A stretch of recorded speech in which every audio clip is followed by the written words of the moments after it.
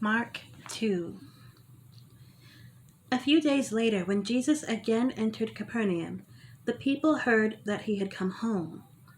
They gathered in such large numbers that there was no room left, not even outside the door, and he preached the word to them. Some men came bringing to him a paralyzed man, carried by four of them. Since they could not get him to Jesus because of the crowd, they made an opening in the roof above Jesus, by digging through it, and then lowered the mat the man was lying on. When Jesus saw their faith, he said to the paralyzed man, "Son, your sins are forgiven." Now, some teachers of the law were sitting there, thinking to themselves, "Why does this fellow talk like that? He's blaspheming. Who can forgive sins but God alone?" Immediately, Jesus knew in his spirit that this was what they were thinking in their hearts, and he said to them, "Why are you thinking these things?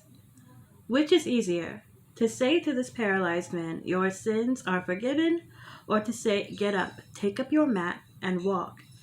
But I want you to know that the Son of Man has authority on earth to forgive sins."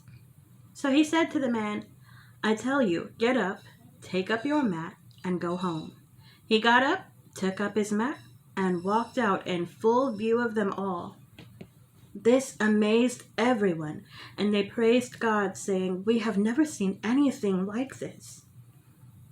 Once again, Jesus went out beside the lake.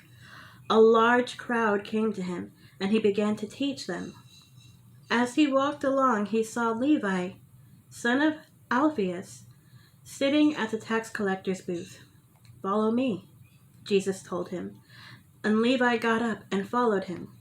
While Jesus was having dinner at Levi's house, many tax collectors and sinners were eating with him and his disciples, for there were many who followed him. When the teachers of the law, who were Pharisees, saw him eating with the sinners and tax collectors, they asked his disciples, "Why does he eat with tax collectors and sinners?" On hearing this, Jesus said to them, "It is not the healthy who need a doctor, but the sick. I have not come to call the righteous, but sinners." Now, John's disciples and the Pharisees were fasting. Some people came and asked Jesus, "How is it that John's disciples and the disciples of the Pharisees are fasting, but yours are not?" Jesus answered, "How can the guests of the bridegroom fast while he is with them? They cannot so long as they have him with them. But the time will come when the bridegroom will be taken away from them, and on that day they will fast. No one sews a patch of unshrunk cloth on an old garment. Otherwise the new piece will pull away from the old, making the tear worse. And no one pours new wine into old wineskins. Otherwise the wine will burst the skins, and both the wine and the wineskins will be ruined. No, they pour new wine into new wineskins."